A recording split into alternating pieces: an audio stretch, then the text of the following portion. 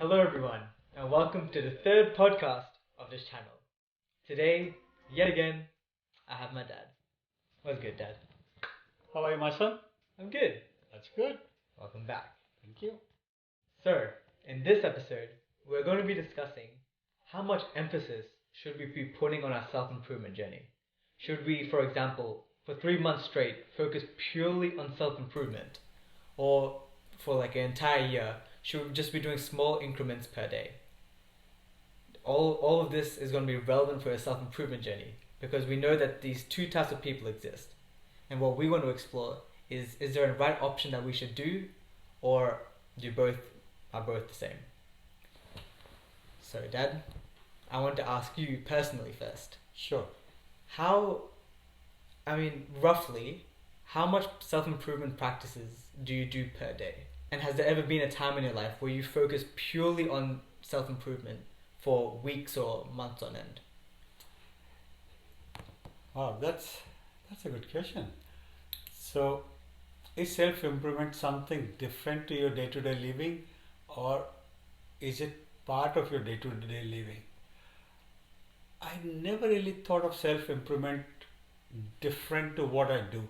So, self improvement for me is integrated in everything and anything I do. Right. Someone said, how you do anything is how you do everything. Hmm. But whether it is a marathon or it is a sprint, that's a good question. I think self improvement is a journey. There is no destination. There is no target to achieve. There is no finishing point. There's no end goal. There is no end goal. So you are working and enjoying, but you're not really saying, okay, after 5 years, I'm done.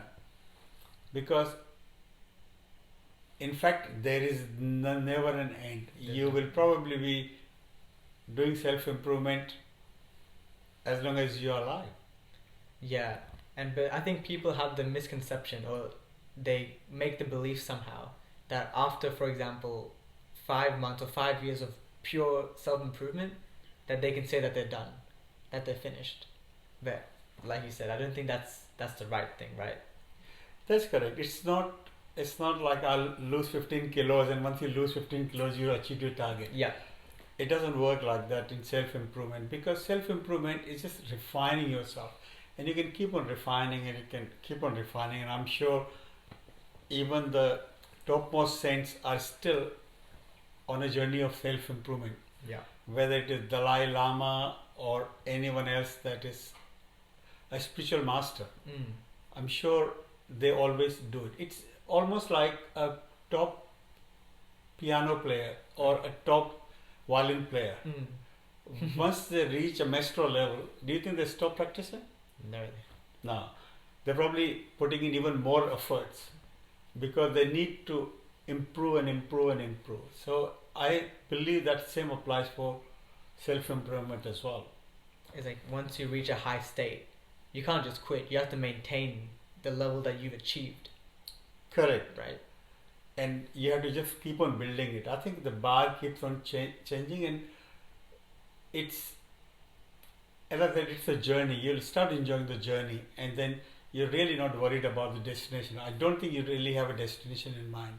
Yeah. So whether you are setting a 1 year target, 2 year target, 5 year target, I think that is also very important. Yes. Because these are the milestones which will motivate you to continue your journey. So you need to have that sense of achievement of self improvement as well. So then it's not. So I think that's a good thing, but people think of those goals or those achievements they want to surpass as the final goal, but that's not it. That's not it. No, I don't think that is the right way to look at it. I think you need to set the goal because then you're working on it, but then once you reach those goals, there is something else. So it is refining yourself continuous basis. So let us say you set a goal of managing your anger. Okay. For example, there might be certain person who irritates you, right? Yeah. And you realize that by letting that person irritate you are in a way giving control of your emotion in that person's hand. Yeah. So you decide, okay, part of my self improvement is no matter what, I will not get irritated. Okay. So you start working on controlling your emotions. Yes. So nothing will change initially, but slowly you'll find that things will start to improve. And then you get surprised, how come I'm not getting irritated anymore? Yeah. And that's when you realize, okay, so that something has fundamentally changed within yourself. Within yourself. But not only you will enjoy it, but interestingly you'll find that the other person will change as well. Wow. Really? Yes. Because it's always two-way. Okay. So the other person's attitude or behavior or emotions towards you will change. And in a way, it'll be a much more interesting, fruitful, enjoyable relationship. It's funny how if this is based purely on working on yourself, right? Yes. Self-improvement. But the results of that also helps the world. It does. It makes the other person a better person by not doing things that make you angry, right? That's exactly right. And wow. You will not have to tell people that you're on a self-improvement path. I think people will start to notice the change in you. And as I said, really nothing changes outside. That at least what you think, because you cannot really change anything outside. You cannot change any person. You cannot change circumstances. No. But what you can change is how you react to those circumstances, how you react to a situation. And that is what the self-improvement journey is. That's very good. That actually reminds me of Stoicism, the philosophical concept, which there are various meanings and definitions around the internet. But the one I like to go with is Stoicism is understanding that you cannot control the world around you. The only thing you have control of is the way you react to those external factors.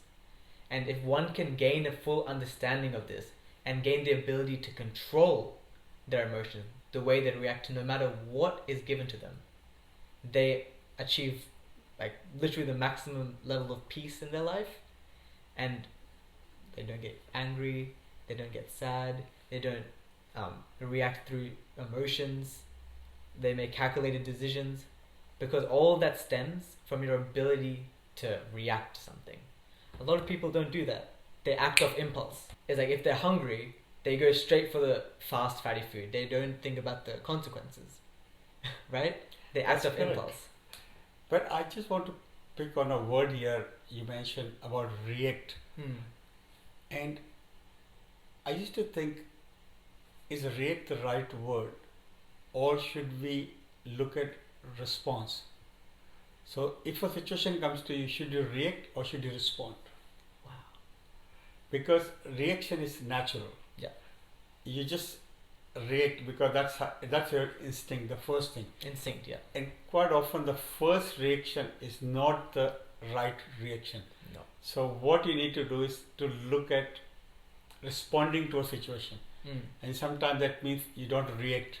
You stop, think, and then respond. Very good. Because once you respond means you're given it a bit of a thought. Yeah. Because your first response can be a reaction.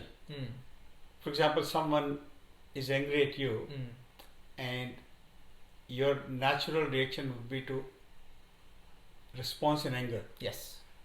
And if you do that, the other person is going to respond again, and then it's never-ending exercise. Nope. But there's no winner. But really, you want the situation to diffuse, so you need to stop your reaction and then think and then respond. And maybe the person will take a little bit more time, but at the end, you will achieve what you wanted to achieve. That is, you come out with a much better outcome of the situation. You feel good, and I'm sure the other person, although he or she may not admit, will ultimately in the quiet moment will think, oh, this person did not react to what I said. Like maybe after the situation, a little bit later, they'll be Yes. like, oh wow, I mean, if they continued being angry with me, I would have gotten angrier. But because they stopped, I'm at least now understanding, even though I didn't understand at the time, I just ran away. I'm understanding now that they did the right thing. They stopped, they had the power to stop escalating the situation. That's right. So that's why the response is just that little delay in what you react. Hmm. So I think it's a great thing that, and this is something I learned from one of our spiritual master, that just hold on, maybe just for few seconds. And I'm sure you all have realized this sometime in your life, that when you get an email and you are very angry and you write an email, but if you don't send it at that point in time, you will probably never send it again. Nope. You'll look back and and be like, oh, thank God I didn't. Oh, thank gosh I didn't send this. I did not send it. Or else I would have been in trouble. And same thing happens when you say something and then later on you regret it. Yeah. But unfortunately, the words cannot come back. Mm. The damage is done. So one of the things that I learned is not to react, Mm. but just wait and then respond. Wait and then respond. It's kind of like, I mean, I just see a distinction between the way your mind reacts and the way your body reacts. Mm-hmm. It's like when we're faced with anger, like hostility, Mm-hmm. our body, I think naturally, in order to protect itself, it goes into a hostile mode in a way. If you're faced with anger, to protect itself, it's going to go angry back. But the mind is smarter than the body. We know this. Yes. So, and sadly, the mind is a good slave to the body, right? I think that's the quote. So, the mind doesn't always have control of the body, and it will let it react with anger. But that's why you have to wait a little bit, because then once you're not angry, you're not responding with anger, you understand your mind, or your body listens to your mind, and it's like, oh, okay, I see that I shouldn't react in this angry manner, and I'm happy I didn't. And that's a very good point, because your mind and your intellect. Mm. So you have body, mind, and then on top of that you have intellect. Okay. And intellect is the one which can control the mind. Kind of like a subconscious in a way. Yes. In a way. In a way. But intellect is wisdom. Okay. So wisdom is something that is what is right. And this is something that you learn, you develop. And self-improvement makes you a wiser person. Yeah, definitely. So that intellect then will control the mind. Because the mind will behave the way it is. Yeah.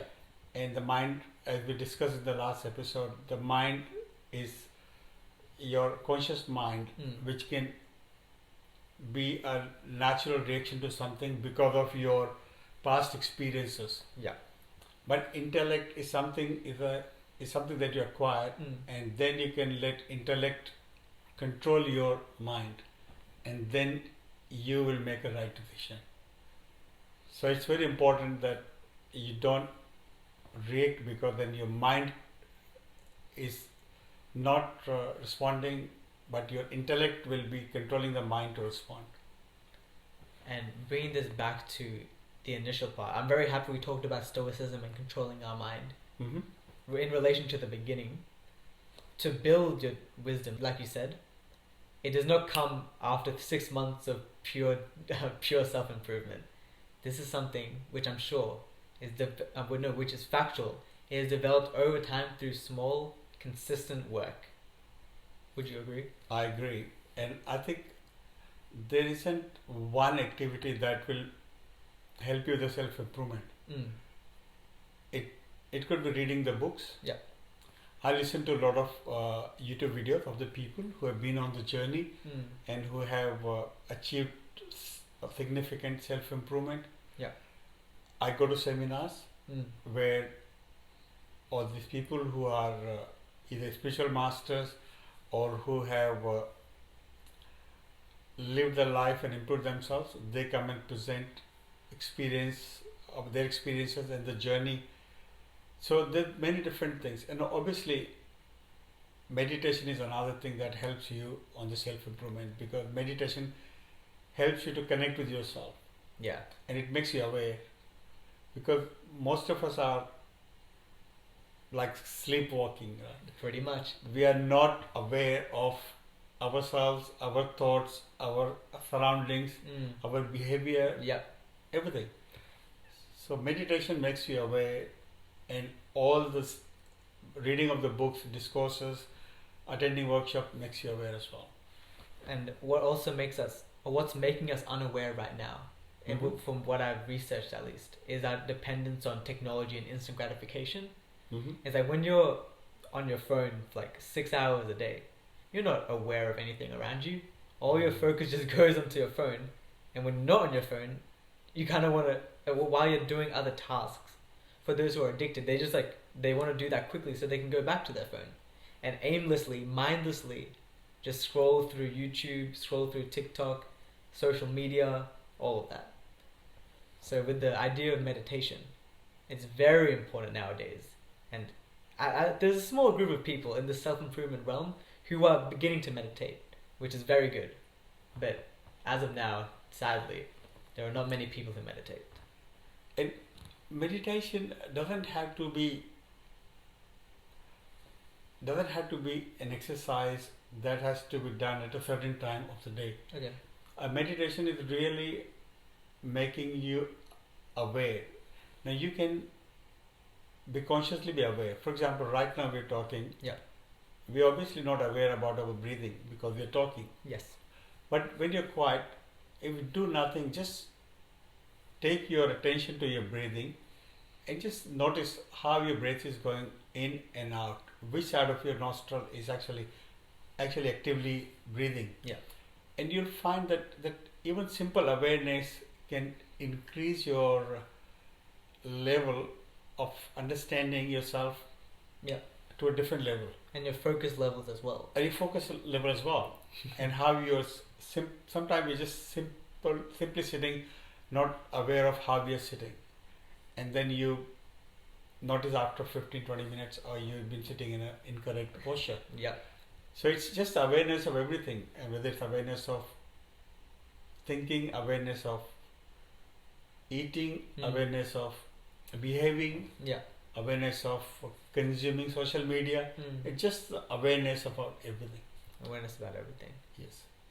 It's kind of like our awareness levels have decreased significantly. And one pillar which we want you all to build in your self-improvement journey is meditation. Because I'd say, I don't know if you agree with me here, but the best way to become self-aware and become one with yourself in a way is meditation. That's correct. Yes, I think meditation is a way to connect with yourself. And you'll be surprised that when you sit on the meditation, not only mentally but physically your energy level starts to go up. Yeah. Because we're consuming a lot of energy when we're thinking. Yes. So just like exercising, your mind is exercising, and that actually burns your energy as well. Yes, that's true. So meditation, even if you do 5-10 minutes a day, and it doesn't have to be very hard or anything like that. It just, even if you just close your eyes. And one of the things that I learned is even 1 minute an hour. So every hour for 1 minute, stop what you're doing and just close your eyes wherever you are and just be aware of what is happening, what's happening around you, and also be aware of your thoughts, what is going on in your mind. It might be that you're at the work and you're stressed. That 1 minute, just be aware, okay, I'm stressed because I got so many tasks to complete, or I'm stressed because my boss said something, or I'm stressed because I need to prepare a presentation, or I have a due date coming. Yeah. You probably cannot change it, but just being aware of how your mind is reacting to the situation can actually help you to deal with that situation much better. Surprisingly, right? Yes. It's like, even from my experience, just being aware, you have to experience this to understand it, in my opinion. Yes. Because we can talk about this because we've gone through it, guys. We that's why we're talking about it like this, and we're emphasizing it so much. You will understand the power of awareness and how, like you said, even just 1 minute in the hour, everyone has time for that. Yes. Everyone has time for that. While you're driving, even like at a traffic light or something, just just like being aware, just looking around and be like, what am I thinking right now? Or when you're in a stressful situation, just being aware really de-escalates the emotions, like the high emotional level which you could be feeling, and brings you more, or brings you closer to a level of peace. You have to try it. It really does. It does, and I think everyone says that it all starts with a thought, and what you think is what you'll become. Yeah. But the problem is, no one ever taught us how to think. Yeah. So what we're thinking is just natural. But you have to develop that art. It's like your garden. Mm-hmm. In the garden, if you don't work in the garden, you know what happens. All the weed comes All out. the weed. No. So you don't have to work to grow the weed. Mm. Same thing in the mind. If you don't do anything, the weed will grow. But you have to constantly work to maintain a beautiful garden. And to even create a beautiful garden, To right? create a beautiful garden. All the different flowers, to make sure everything's cut nicely. You have to work on that. It doesn't come naturally. Now, so the weed is always there. It's there. It will come naturally, but to work. So awareness is the first step in self-improvement, and I think just being aware, and that 1 minute an hour is a really powerful tool or technique to just be aware. Stop what you're doing and think, okay, what is actually happening to me at this point in time, and just be aware. Don't try to change anything. Let's just be aware. And the key distinction here is that 1 minute per hour, right? That does 1 minute per hour for 10 days is not the same as 5 hours in a row of concentrating on what you're feeling. Yes. You're not gonna get the same results. No, and that's why it comes back to the original discussion. Is self-improvement a time-bound journey, or it is an ongoing thing? Yeah.